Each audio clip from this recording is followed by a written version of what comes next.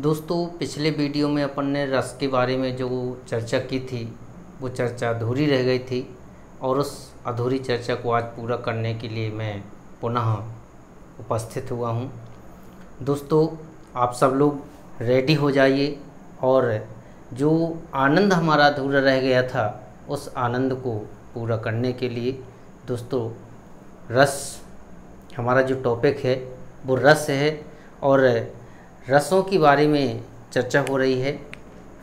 और जो अधूरा टॉपिक था वो भी दोस्तों क्या था, रस था। और आज हम रस पार्ट 2 लेकर आए हुए हैं। कौन सा? रस पार्ट 2। आज इस पर विस्तार चर्चा करेंगे अपन विस्तार से। और दोस्तों रेडी हो जाइए, तैयार हो जाइए और चलते हैं ज़्यादा समय न लेते हुए अपने टॉपिक पर, अपने विषय पर। और दोस्तों जो रस है, पिछले वीडियो में चर्चा हुई थी रस की परिभाषा। दोस्तों रस की परिभाषा के बारे में चर्चा हुई थी। तो दोस्तों रस की जो परिभाषा पिछले वीडियो में मैंने बताई थी कि किसी काव्य को पढ़ने से जो आनंद की अनुभूति होती है या कहते हैं रसानुभूति होती है, उसे क्या कहते हैं दोस्तों? तो उसे रस कहते हैं। किसी काव्य को पढ़ने से जो आनंद की अनुभूति होती है वो दोस्तों क्या कहलाती है? रस कहलाते हैं। अब दोस्तों ये तो रस की एक सामान्य सी परिभाषा हो गई थी। इसके बाद जो दूसरा टॉपिक है वो है दोस्तों भरत मुनि। क्या है? भरत मुनि के अनुसार रस की परिभाषा। दोस्तों भरत मुनि के अनुसार रस की परिभाषा, ये परिभाषा बहुत मोस्ट है दोस्तों। इस परिभाषा के बारे में भी चर्चा हुई थी पिछले वीडियो में। और आप लोगों में से जिन लोगों ने पिछला वीडियो नहीं देखा है उसको ज़रूर देख लें, तब आपका ये आनंद पूरा होगा। अन्यथा कह दें कि आपका आनंद अधूरा रह जाएगा। इसलिए पहला वीडियो देखना है, रस का पार्ट 1 जो वीडियो मैंने डाला था वो, और पार्ट 2 इसको भी आपको देखना है, तब तो आनंद पूरा होगा। अन्यथा कह दें कि पार्ट 1 में आधा आनंद है और दोस्तों पार्ट 2 में भी आधा आनंद है। अगर आप एक वीडियो देखते हैं दूसरा नहीं देखते हैं तो आपका आनंद दोस्तों क्या रह जाएगा? अधूरा रह जाएगा। तो दोस्तों चलते हैं और देखते हैं भरत मुनि के अनुसार दी गई रस की क्या परिभाषा है। तो जो भरत मुनि हैं उन्होंने परिभाषा दी है दोस्तों क्या, कि विभावानुभाव व्यभिचारी संयोगा दृश्य निष्पत्ति। क्या है दोस्तों? विभावानुभाव व्यभिचारी संयोगा दृश्य रस निष्पत्ति। जी किसके द्वारा दी गई परिभाषा है दोस्तों? जी भरत मुनि के द्वारा दी गई परिभाषा है। और ये परिभाषा बहुत मोस्ट है, कह दें आपकी परीक्षा की दृष्टि से, कि भरत मुनि के द्वारा दी गई रस की परिभाषा लिखिए। या फिर दोस्तों ऐसा आ सकता है कि विभावानुभाव व्यभिचारी संयोगा दृश्य रस निष्पत्ति, ये परिभाषा किसने दी है? तो भरत मुनि ने दी है। अब देखते हैं दोस्तों इसका जो अर्थ है हिंदी में वो क्या है। तो लिखेंगे अपन अर्थात। क्या है? विभावा यानी विभाव अनुभाव, ये जो विभावानुभाव है इसी से हमने इन दोनों को क्या कर लिया? विभाव और अनुभाव को अलग अलग कर लिया है। तो विभाव अनुभाव और व्यभिचारी भाव, और क्या हो गया दोस्तों? व्यभिचारी भाव। इसको दूसरा नाम भी दिया जाता है। क्या दोस्तों दिया जाता है? संचारी भाव दिया जाता है। क्या दिया जाता है? संचारी भाव। मतलब जो व्यभिचारी भाव है इसका दूसरा नाम दोस्तों क्या है? संचारी भाव है। तो विभाव, अनुभाव और संचारी भाव कह दें या व्यभिचारी भाव कह दें कि संयोग से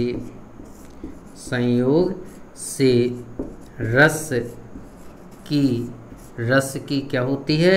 निष्पत्ति होती है। निष्पत्ति ये परिभाषा में निष्पत्ति शब्द जुड़ा हुआ है। तो निष्पत्ति हम अपनी भाषा यानी कह दें हिंदी में इसको क्या कह सकते हैं? तो उत्पत्ति कह सकते हैं। क्या कह सकते हैं दोस्तों? उत्पत्ति होती है जी। भरत मुनि के द्वारा दी गई दोस्तों क्या है? परिभाषा है। विभावानुभाव व्यभिचारी संयोगादृश निष्पत्ति, अर्थात विभाव, अनुभाव और व्यभिचारी या कह दें संचारी भाव के संयोग से रस की क्या होती है दोस्तों? उत्पत्ति होती है। इसको नोट कर लें दोस्तों या स्क्रीनशॉट ले लें। इसके बाद फिर चलते हैं अगले टॉपिक पे। अब देखते हैं भरत मुनि ने जो रस की परिभाषा दी है उसमें किसको शामिल नहीं किया गया? तो कह दें कि भरत मुनि ने अपनी परिभाषा में क्या दोस्तों? परिभाषा में किसे शामिल नहीं किया है? परिभाषा में स्थायी भाव को शामिल नहीं किया है। किसे दोस्तों? स्थायी भाव को शामिल नहीं किया है। परिभाषा में स्थायी भाव को क्या नहीं किया? शामिल नहीं किया है या स्थायी भाव को स्थान नहीं दिया है। स्थान नहीं दिया है ये है दोस्तों। क्योंकि देखिए विभाव शब्द आ गया, अनुभाव आ गया और व्यभिचारी भाव भी आ गया है। यानी अब हम कह सकते हैं कि विभाव को शामिल कर लिया है, अनुभाव को कर लिया है और संचारी भाव को कर लिया है, लेकिन दोस्तों किसे शामिल नहीं किया? स्थायी भाव को शामिल नहीं किया है। चलिए स्क्रीनशॉट ले लीजिए। अब चलते हैं आगे। भरत मुनि के द्वारा दी गई रस की परिभाषा पढ़ ली अपन ने, रस की परिभाषा पढ़ ली। अब चलते हैं किसके अनुसार? एक महान विद्वान अभी बचे हुए हैं जिनकी परिभाषा हमें अभी क्या करना है? पढ़ना है दोस्तों। वो महान विद्वान कह दें कौन है जिनकी रस की परिभाषा दी गई है? वो है दोस्तों किसके अनुसार? विश्वनाथ के अनुसार। विश्वनाथ के अनुसार। किसके अनुसार? विश्वनाथ के अनुसार। विश्वनाथ के अनुसार किसकी परिभाषा? रस की। ये परिभाषा बहुत मोस्ट है दोस्तों कि विश्वनाथ के द्वारा दी गई रस की परिभाषा लिखिए। विश्वनाथ ने रस की क्या परिभाषा दी है? ये दोस्तों बड़ी मोस्ट बात है। ये प्रश्न बहुत आपका इम्पोर्टेंट है, कहते हैं परीक्षा की दृष्टि से कि पूछ लिया जाता है विश्वनाथ के अनुसार दी गई रस की परिभाषा क्या है। तो विश्वनाथ ने क्या परिभाषा दी है दोस्तों? देखते हैं। वाक्यम, क्या परिभाषा दी है? वाक्यम रसात्मकम। वाक्यम रसात्मकम काव्यम, ये परिभाषा दी है। किसने दी है? भरत मुनि ने, किसने दी है? विश्वनाथ ने। विश्वनाथ के द्वारा दी गई ये परिभाषा है दोस्तों कि वाक्यम रसात्मकम और काव्यम। अर्थात इसका अर्थ क्या होगा दोस्तों? अर्थात क्या परिभाषा हुई?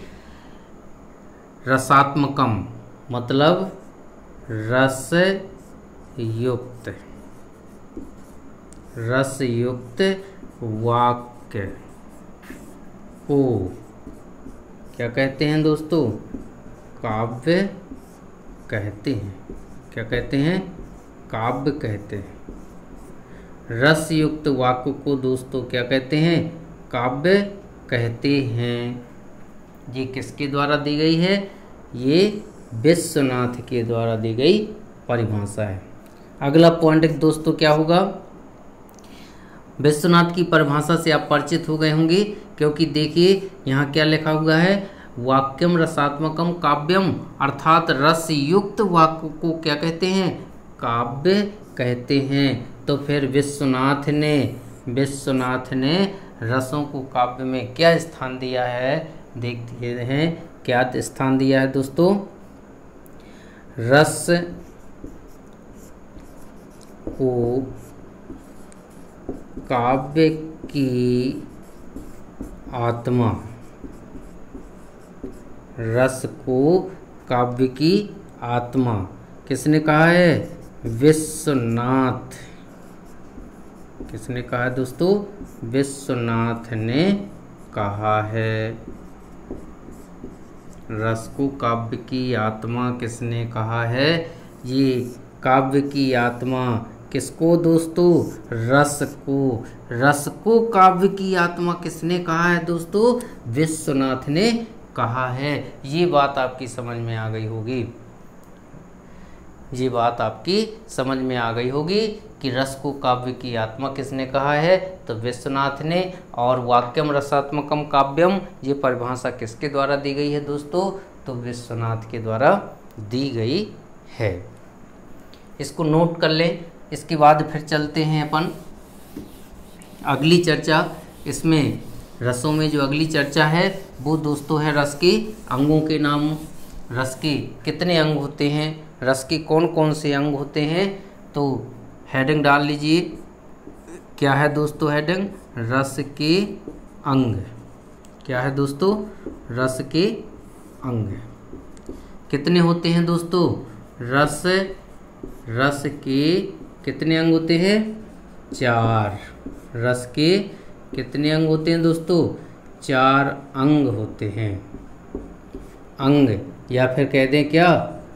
अवयव होते हैं। क्या होते हैं दोस्तों? अवयव होते हैं। कितने होते हैं? 4 होते हैं। तो ये जो अंग है दोस्तों ध्यान दें, इस अंग को अपन क्या कह देते हैं? अवयव कह देते हैं। इस चीज़ से आप परिचित हो जाएं। रस के अंग ना पूछ करके रस के क्या पूछ ले? अवयव। तो अवयव भी कितने प्रकार के? 4 प्रकार के। मतलब जो अंग हैं वही क्या हैं? अवयव भी हैं। अब रस के अंग जो हैं वो कितने प्रकार के होते हैं? 4। उन चारों में से पहला नाम दोस्तों आता है किसका? स्थाई भाव। दोस्तों किसका आता है? स्थाई भाव का नाम आता है। सबसे पहले स्थाई भाव। रस के 4 अंगों में किसका नाम आता? स्थाई भाव। स्थाई भाव देखते हैं दोस्तों क्या होता? स्थाई और भाव ये 2 शब्दों से मिलकर बना हुआ है। भाव का मतलब होता है विचार, और स्थाई मतलब कह दें स्थाई रूप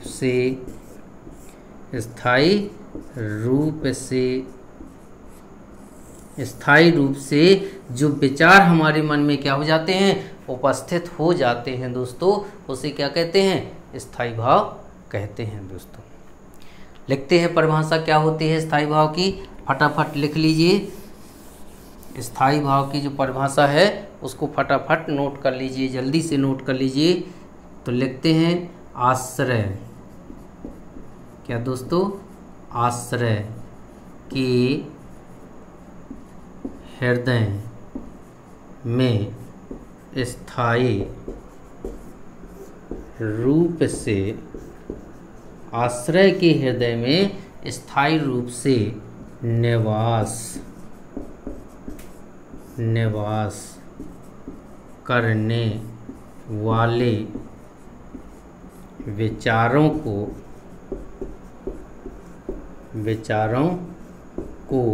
दोस्तों क्या कहते हैं? स्थायी भाव कहते हैं। स्थायी भाव कहते हैं दोस्तों।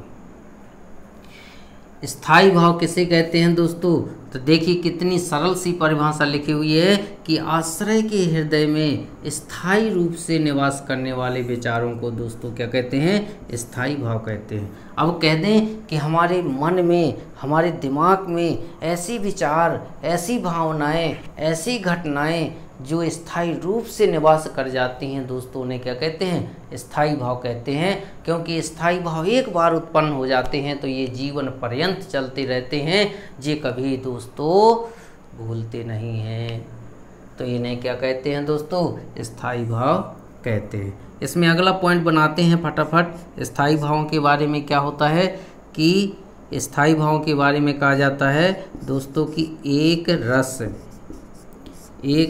का एक ही क्या होता है दोस्तों? स्थायी भाव होता है। स्थायी भाव होता है। एक रस का एक ही स्थायी भाव होता है दोस्तों। इसके बाद फिर देखते हैं अगला पॉइंट क्या है। एक रस का एक ही स्थायी भाव होता है। अगला पॉइंट क्या है? स्थायी भावों की संख्या दोस्तों, स्थायी भावों की संख्या कितनी है? 9 मानी जाती है। 9 मानी जाती है दोस्तों। स्थायी भावों की संख्या कितनी मानी जाती? 9 मानी जाती है दोस्तों। अब आप यहाँ भ्रमित मत होए कि सर हमने तो 10 रस पढ़े हैं, आपने 9 स्थायी भाव बता दिए, यानी 9 रस होंगे। तो ये बात दोस्तों भ्रमित होने वाली नहीं है। मैं इस बात का भी स्पष्टीकरण करिए देता हूँ। तो ये 9 स्थायी भाव मैंने बताए हैं, क्योंकि यहाँ ऊपर मैंने बताया एक रस का क्या होता है? एक ही स्थायी भाव होता है। तो मैंने संख्या स्थायी भावों की कितनी बताई? 9। तो फिर रसों की संख्या भी कितनी होगी दोस्तों? 9 ही मानी जाएगी। तो इस बात से आपको भ्रमित नहीं होना है। तो हम कह दें कि स्थायी जो भाव हैं, स्थायी भाव कितने हैं? कितने प्रकार के होते हैं? 9 प्रकार के होते हैं। तो दोस्तों रस भी कितने प्रकार के होंगे? रस भी आपके 9 प्रकार के होंगे। जितने स्थायी भाव उतने क्या होंगे दोस्तों? रस होंगे। इस बात से आप परिचित हो जाएं। इस बात को आप बिल्कुल स्थायी कर लें, या कह दें कि ये बात हमारे मन में स्थायी रूप से निवास कर जाए। तो क्या बन जाएगी? स्थायी भाव बन जाएगी। आपकी ये बात, यदि ये बात आप नहीं भूलते हैं तो ये बात आपके मन में किस रूप में विद्यमान हो गई? किस भी रूप में उपस्थित हो गई? स्थायी भाव के रूप में। तो दोस्तों प्रमुख जो रस हैं वो कितने होते? 9।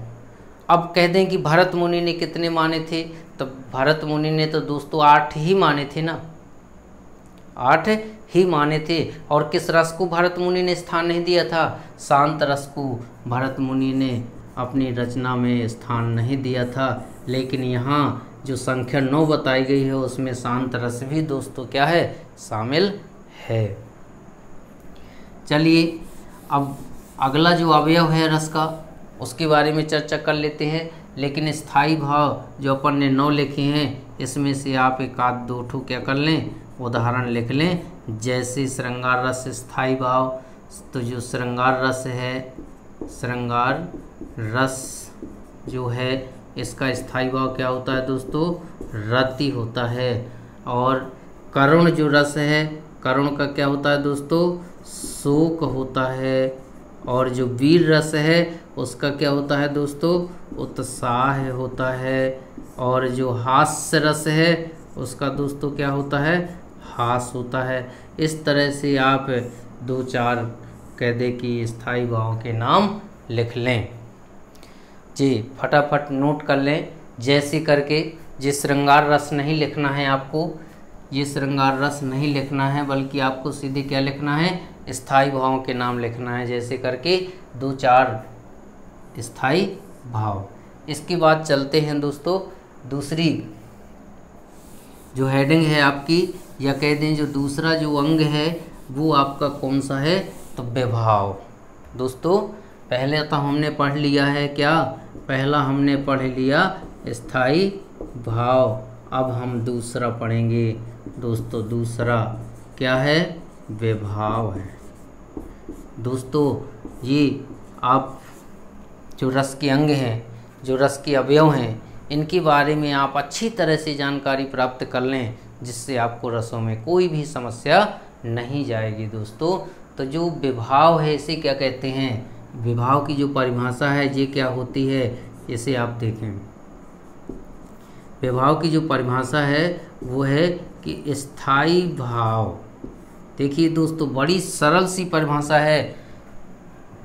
स्थायी भाव उत्पन्न करने, क्या है, उत्पन्न करने वाले,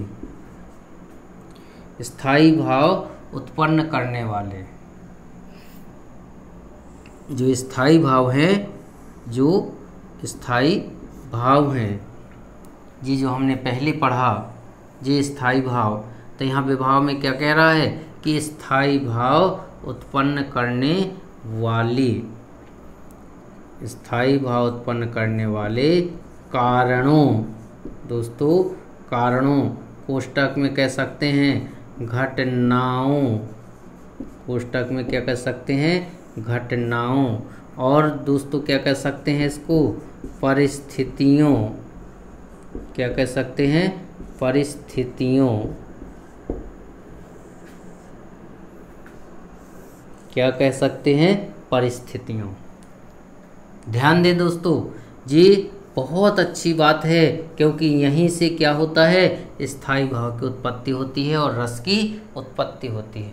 मैंने क्या बताया आपको कि विभाव किसे कहते हैं, तो स्थायी भाव उत्पन्न करने वाले कारणों, या फिर कह दें घटनाओं, या फिर दोस्तों कह दें परिस्थितियों को। परिस्थितियों को क्या कहते हैं, विभाव कहते हैं, विभाव कहते हैं। क्या कहते हैं दोस्तों, विभाव कहते हैं। स्थायी भाव उत्पन्न करने वाले कारणों या घटनाओं या परिस्थितियों को दोस्तों क्या कहते हैं, विभाव कहते हैं। ये चीज़ आपके समझ में आ गई होगी कि अब विभाव क्या है।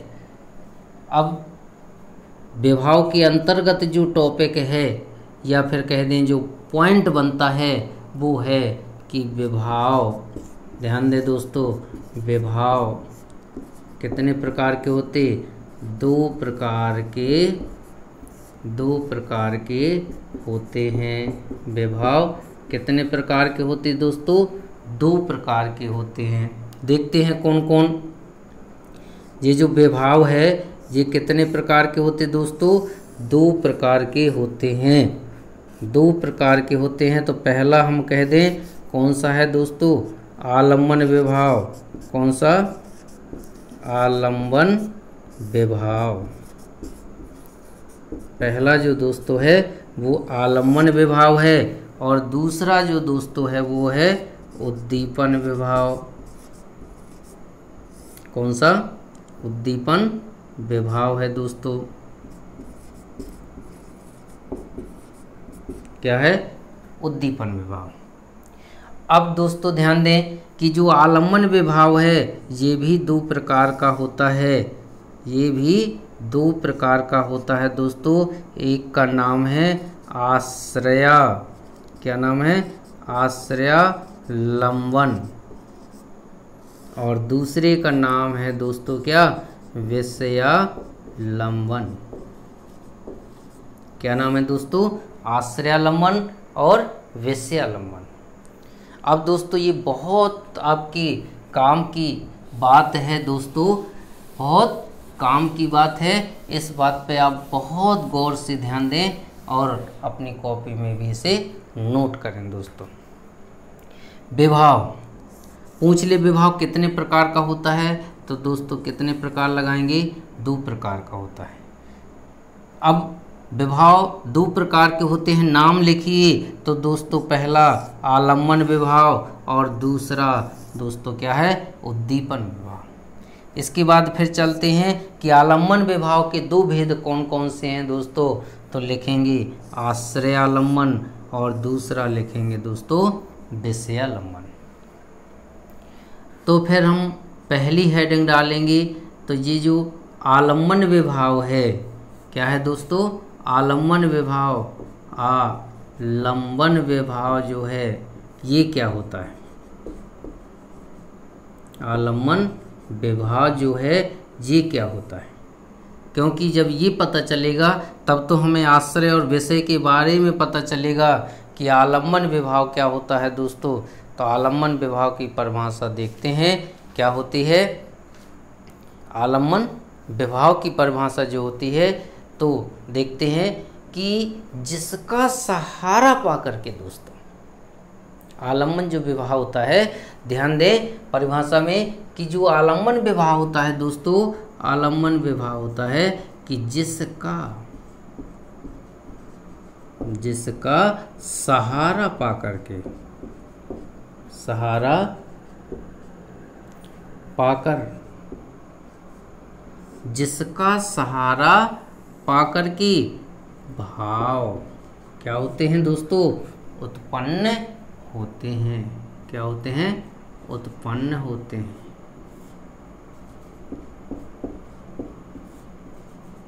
जिसका सहारा पाकर के भाव क्या होते हैं दोस्तों, उत्पन्न होते हैं, उसे क्या कहते हैं, जिसका भाव जिसका सहारा पाकर के भाव उत्पन्न होते हैं दोस्तों, उसे क्या कहते हैं, आलम्बन विभाव कहते हैं। अब जिसका सहारा, इस चीज पे आपको गौर करना है कि यहाँ जो ये शब्द आए हैं जिसका सहारा पा करके, तो अब देखते हैं क्या होता है जिसका सहारा पा करके, कि जो आलम्बन विभाव है दोस्तों वो कितने प्रकार का होता है, 2 प्रकार का होता है। आश्रयालंबन, ध्यान दें, आश्रयालंबन, और दूसरा विषयालंबन। आश्रयालंबन और विषयालंबन दोस्तों बहुत आपकी कह दें कि काम की बात है, या फिर कह दें कि बहुत मोस्ट बात है, बहुत महत्वपूर्ण बात है दोस्तों कि आलम्बन विभाव किसे कहते हैं। तो जिसका सहारा पा करके भाव उत्पन्न होते हैं उसे क्या कहते हैं, आलम्बन विभाव कहते हैं। आलम्बन विभाव 2 प्रकार के होते हैं, आश्रयालंबन और विषयालंबन। यानी इसको हम अपनी भाषा में लिख सकते हैं आश्रय, और विषयालंबन को अपन क्या लिख सकते हैं, विषय। क्या लिख सकते हैं, आश्रय और विषय। इसके बाद हम चलते हैं कि जो आश्रय होता है ये क्या होता है, और ये जो विषय है ये क्या होता है दोस्तों। तो आश्रय में हमने रख लिया व्यक्ति को, ध्यान देना दोस्तों, और विषय में हमने रख लिया किसको, शेर को रख लिया। किसको रख लिया, शेर को रख लिया। यानी अब यहाँ परिस्थिति का क्या हुआ, साक्षात्कार हुआ दोस्तों। यानी व्यक्ति और शेर, इन दोनों का क्या हुआ, साक्षात्कार हुआ दोस्तों। जब इन दोनों का साक्षात्कार हो जाएगा तो दोस्तों क्या होगा, अब हम देखते हैं कि यहाँ एक भाव उत्पन्न होगा इस व्यक्ति और शेर के आमने सामने आ जाने से, इन दोनों का साक्षात्कार हो जाने से। तो अब ये व्यक्ति कौन हुआ, व्यक्ति तो वह हुआ जिसके मन में भाव उत्पन्न होते हैं। ध्यान दें दोस्तों, ये जो आश्रयालंबन है, ये जो आश्रय है, ये वह हुआ कि जिसके मन में भाव उत्पन्न होते हैं। आश्रय किसे कहते हैं, जिसके मन में भाव उत्पन्न होते हैं दोस्तों। जिसके मन में भाव क्या होते हैं दोस्तों, भाव उत्पन्न होते हैं, उत्पन्न होते हैं। जिसके मन में भाव उत्पन्न होते हैं दोस्तों, वो क्या कहलाता? आश्रयालंबन कहलाता है। और ये जो विषयालंबन है ये क्या होगा दोस्तों? जिसके द्वारा क्या होगा? जिसके द्वारा भाव उत्पन्न होते हैं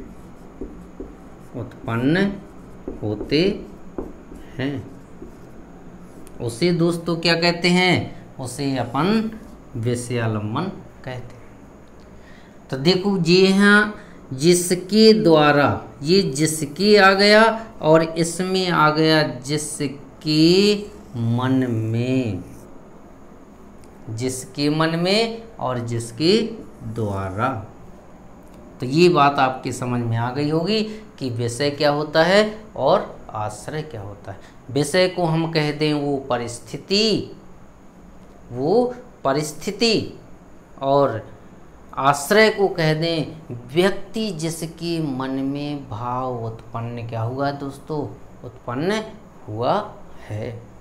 जिसके मन में भाव उत्पन्न हुआ है उसे आश्रय, और जिसके द्वारा भाव उत्पन्न हुआ है उसे दोस्तों क्या कहते हैं? विषय कहते हैं।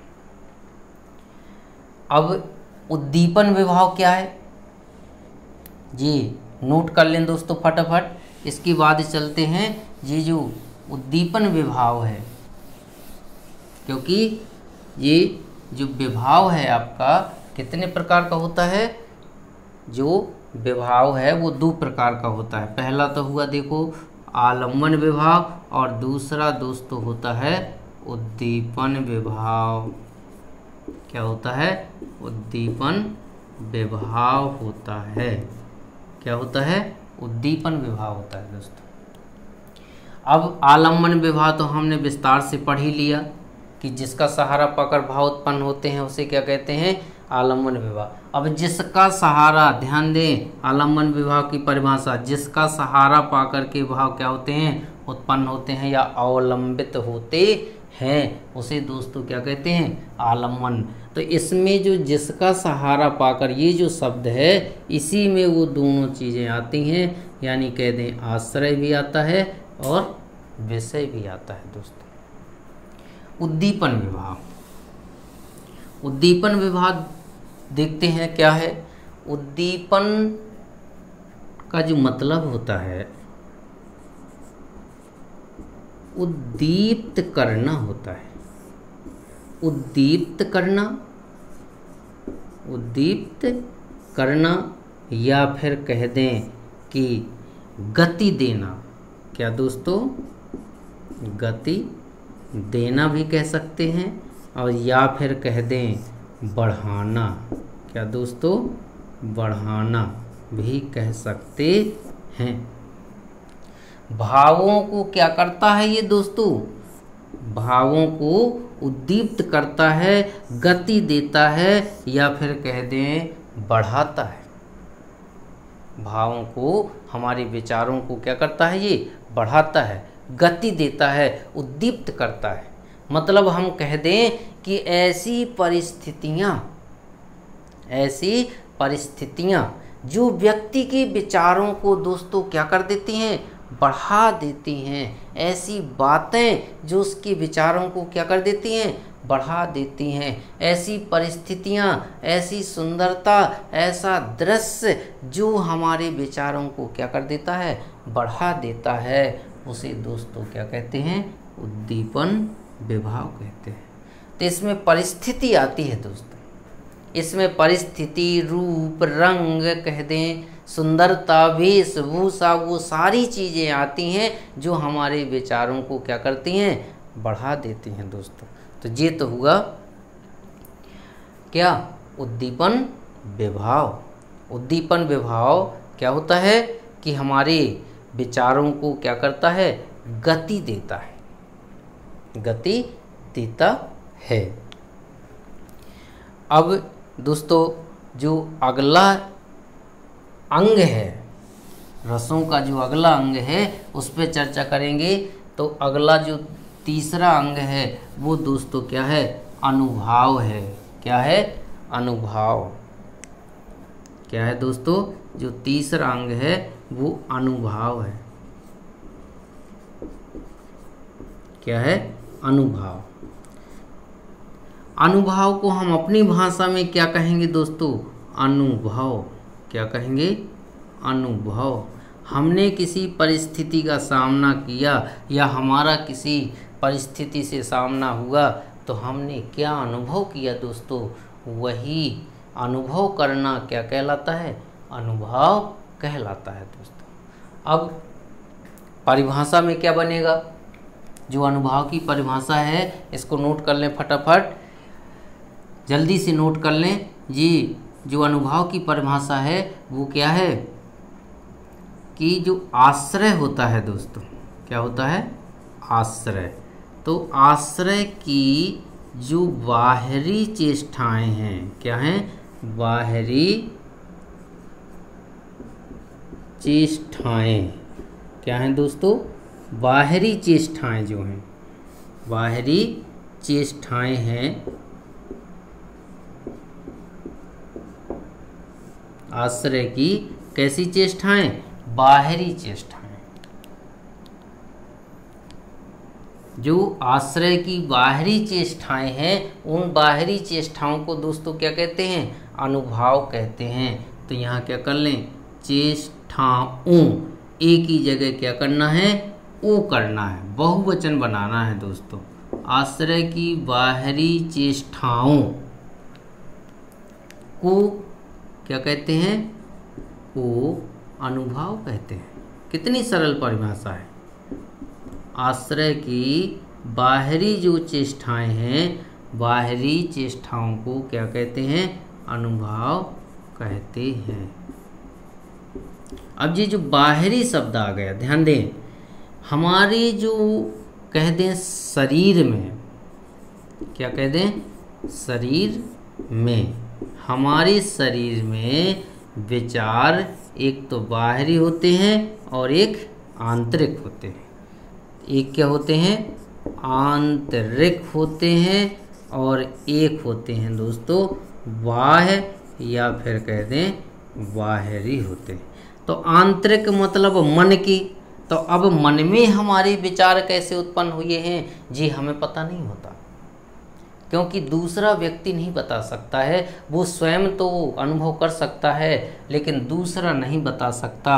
और यहाँ पर क्या हैं? जो बाहरी हैं, बाहरी, यहाँ क्या लिखा? आश्रय की बाहरी चेष्टाएं या आश्रय के शरीर के बाहर के जो परिवर्तन हैं उन परिवर्तनों को क्या कहते हैं?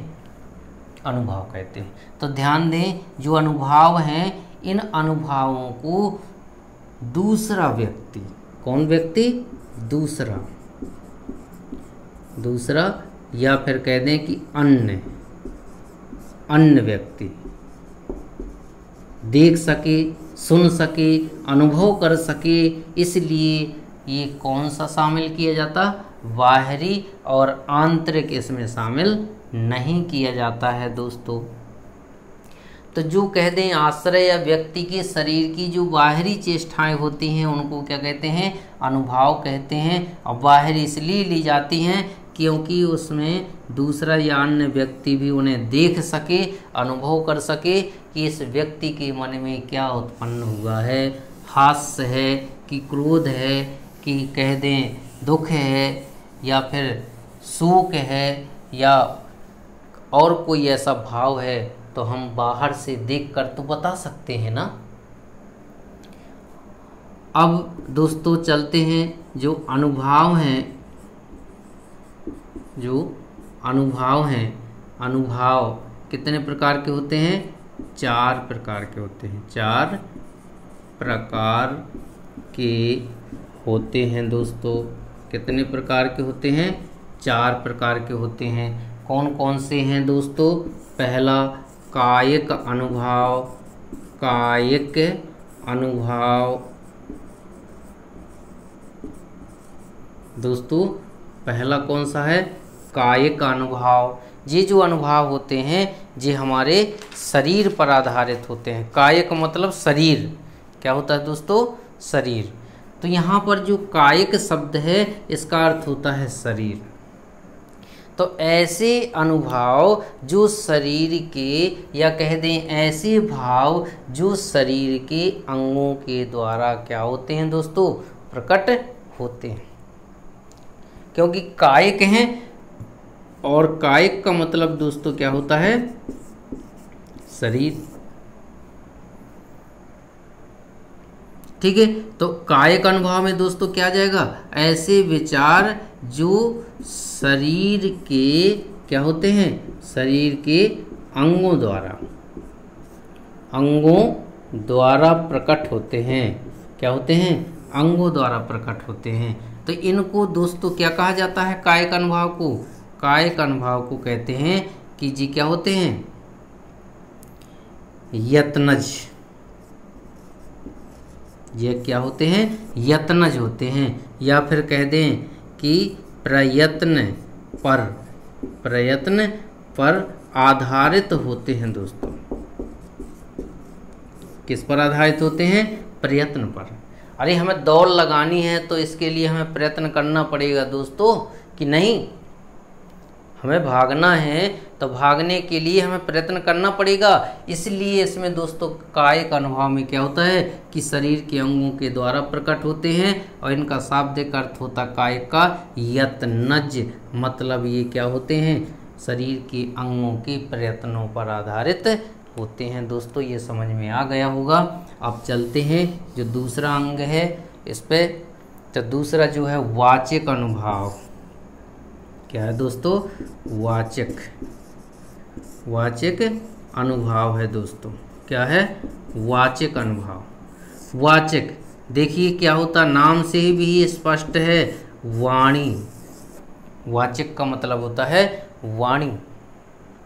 जिन भावों की अभिव्यक्ति क्या होती है, वाणी के द्वारा होती है। अब देखो यहाँ हमें शरीर से कोई लेना देना नहीं है, हम शरीर से कहते हैं कि सीधे खड़े रहेंगे, लेकिन जो भी विचार उत्पन्न हुई है हमारे मन में उनको हम वाणी से क्या करेंगे, व्यक्त कर देंगे।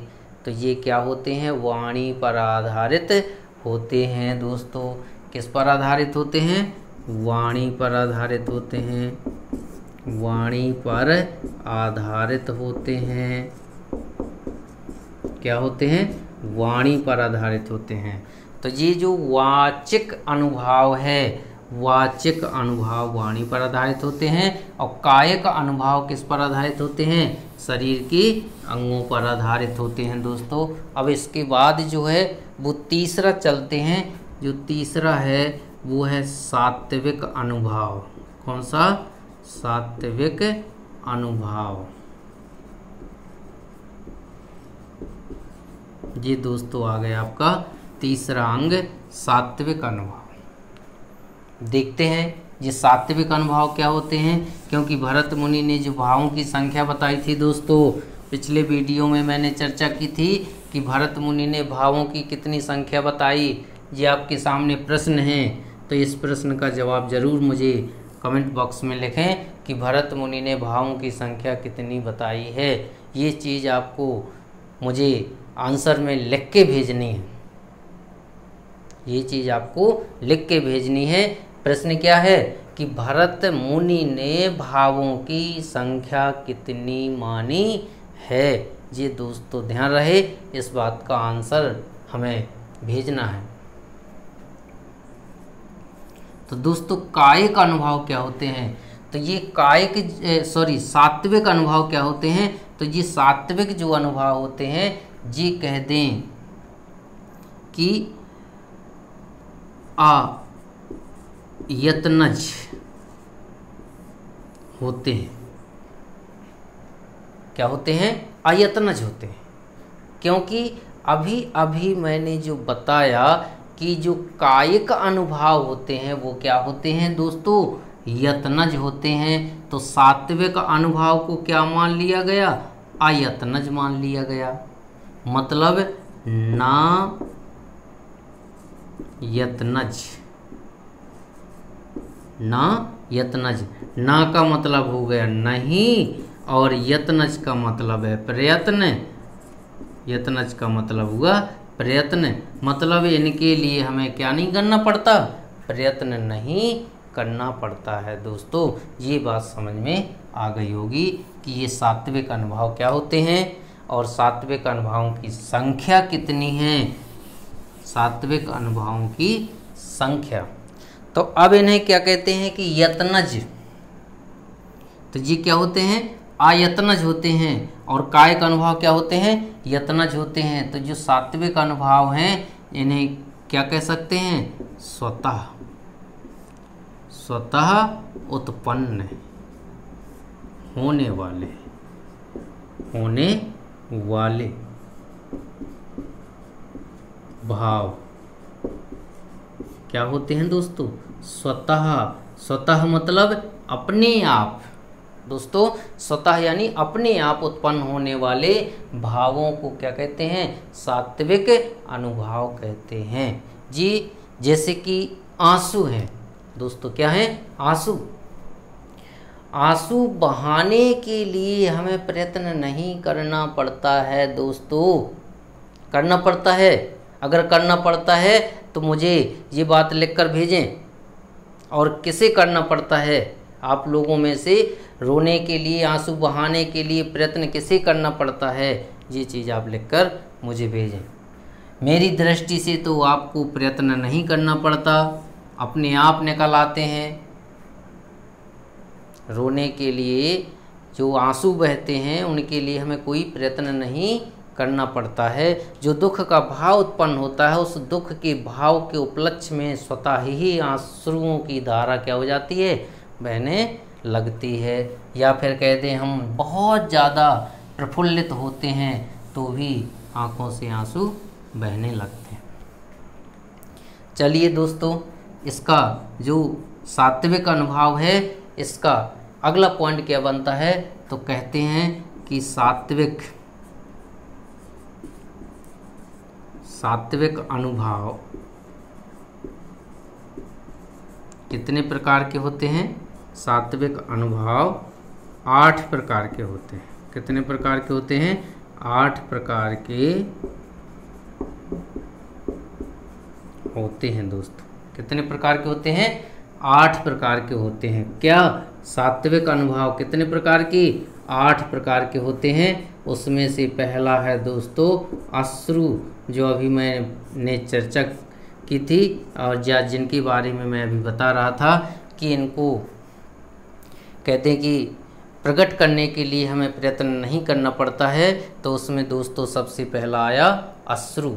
अश्रु जो है, ये जो अश्रु है या कह दें आंसू है, इसे आपको बाहर प्रकट करने के लिए क्या करना पड़ता, प्रयत्न करना पड़ता है। क्या ये जो आंसू हैं इन्हें बहाने के लिए प्रयत्न करना पड़ता। चलिए दूसरा जो है, दूसरा स्वेद है। स्वेद का मतलब पसीना होता है। अब पसीना बहाने के लिए क्या आपको प्रयत्न करना पड़ेगा कि हम प्रयत्न करें सो पसीना बहे। इसके बाद जो कंप है, कंप मतलब कांपना,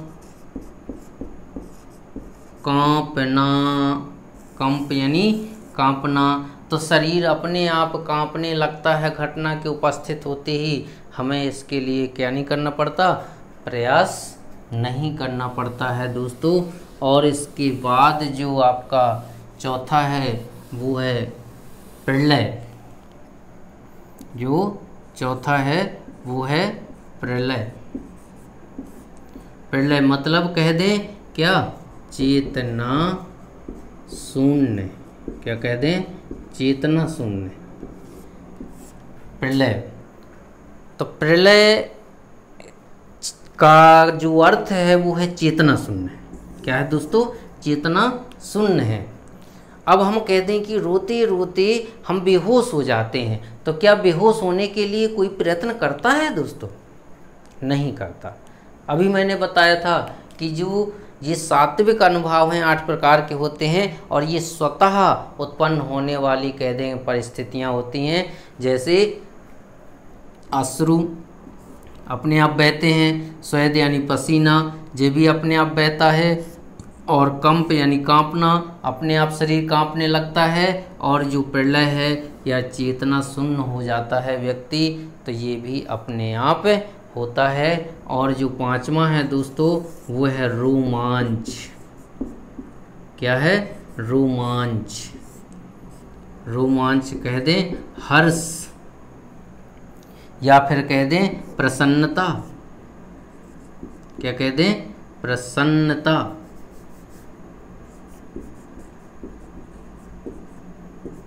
क्या कह दें दोस्तों? हर्ष या फिर प्रसन्नता। रोमांच, रोमांच मतलब प्रसन्नता। तो अब ये रोमांच कब होता है दोस्तों? ध्यान दें, ये रोमांच का जो मतलब है, हर्ष का जो मतलब है, प्रसन्नता का जो मतलब है, इसमें क्या होते हैं? शरीर के रोंगटे होते हैं। शरीर के जो क्या होते हैं? रोंगटे होते हैं। क्या होते हैं? शरीर की जो रोंगटे होते हैं, ये क्या होते हैं? अपने आप खड़े हो जाते हैं। शरीर के जो ये बाल होते हैं छोटे छोटे, ये इन्हें रोंगटे कहते हैं। और ये क्या होते हैं? ये अपने आप खड़े हो जाते हैं। तो दो स्थितियों में होते हैं दोस्तों, एक तो भय में होते हैं और एक कह दें रोमांच में होते हैं। एक रोमांच में होते हैं। और एक जो अगला है दोस्तों, छठवां जो छठवां है वो है स्तंभ। क्या है? स्तंभ है। स्तंभ। इसमें व्यक्ति क्या हो जाता है? स्तंभित हो जाता है। स्तंभित हो जाता है, या कह दें कि जो शरीर है हमारा, जो शरीर है, शरीर की क्या हो जाती है दोस्तों?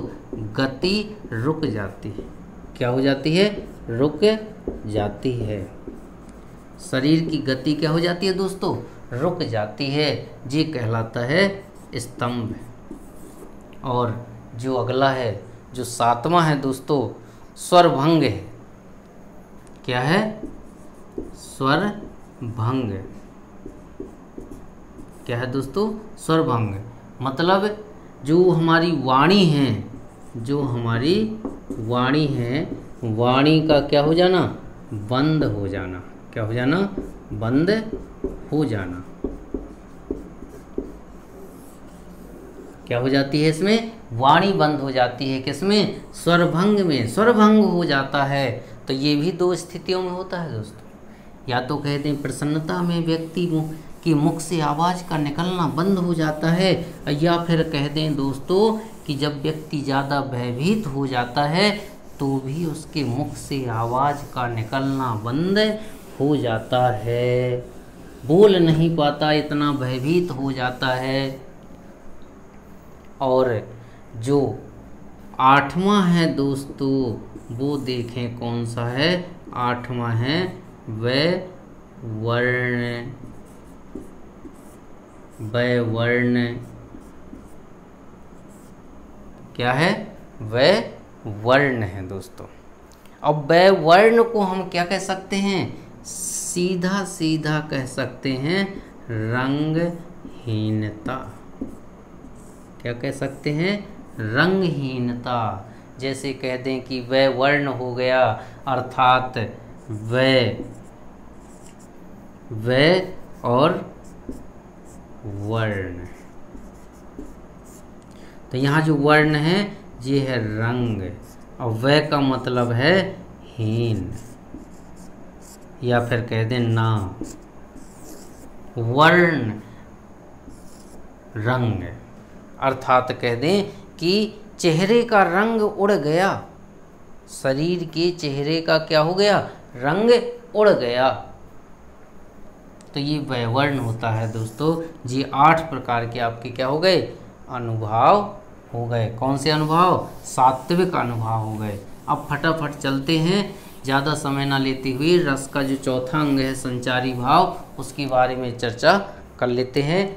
जो चौथा अंग है दोस्तों वो है संचारी भाव। क्या है दोस्तों? संचारी भाव है। संचारी भाव। अभी हमने स्थायी भाव पढ़े थे तो उसमें आया था स्थायी रूप से। क्या आया था दोस्तों? स्थायी रूप से। लेकिन अब यहाँ क्या पढ़ रहे हैं? संचारी भाव। यहाँ क्या आएगा दोस्तों? अस्थायी रूप से। अस्थायी रूप से। किस रूप से? अस्थायी रूप से। बस इतना ही कह दें कि एक शब्द से ही हमें पूरी परिभाषा क्लियर हो जाती है। तो लिख दें, क्या लिख दें? आश्रय, आश्रय के हृदय में अस्थायी रूप से निवास, अस्थायी रूप से निवास करने वाले, अस्थायी रूप से निवास करने वाले भावों या फिर कह दें विचारों को क्या कहते हैं? विचारों को संचारी भाव कहते हैं। क्या कहते हैं दोस्तों? संचारी भाव कहते हैं। अगला पॉइंट क्या हो जाएगा? एक रस के एक से अधिक, एक रस के एक से अधिक क्या होते हैं दोस्तों? संचारी भाव होते हैं। अगला पॉइंट क्या बनेगा? संचारी भावों की संख्या, संचारी भावों की संख्या कितनी है दोस्तों? 33 है। कितनी है? 33 है। किसकी? संचारी भावों की। अब देखें 33 इसलिए है क्योंकि यहाँ एक रस के एक से अधिक संचारी भाव हो सकते हैं। अब रसों की संख्या मैंने कितनी बताई थी? 9 बताई थी, है ना। तो एक रस की एक से ज़्यादा, किसी के 3, किसी के 4, किसी के 5 इस तरह से हो सकते हैं। इसलिए दोस्तों एक रस के एक से अधिक संचारी भाव हो सकते हैं। मतलब संचारी भावों की संख्या कितनी पहुंच जाती? 33 पहुंच जाती है। दोस्तों अब आज की वीडियो में इतना ही। दोस्तों जिन बच्चों ने पहला वीडियो नहीं देखा है वो ज़रूर देख लें और उसके बाद ये दूसरा वीडियो देख लें तो आपको रसों के बारे में जो समस्या थी वो समस्या दूर हो जाएगी। ये मुझे पूरा विश्वास है दोस्तों, मुझे पूरा विश्वास है कि आपको रसों के बारे में अब कोई समस्या नहीं होगी।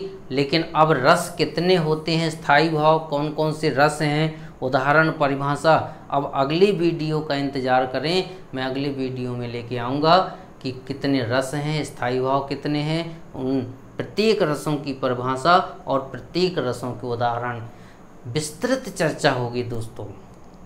तब आएगा आनंद। अगली वीडियो का इंतज़ार करें, उसमें आपको आनंद ही आनंद मिलेगा क्योंकि वहाँ दोस्तों हमें पढ़ने को मिलेंगे क्या? उदाहरण। तो चलते हैं दोस्तों। अब चलते चलते आप सबको मैं धन्यवाद देना चाहता हूँ आज मेरी क्लास में उपस्थित होने के लिए और मिलते हैं अगले वीडियो में। धन्यवाद।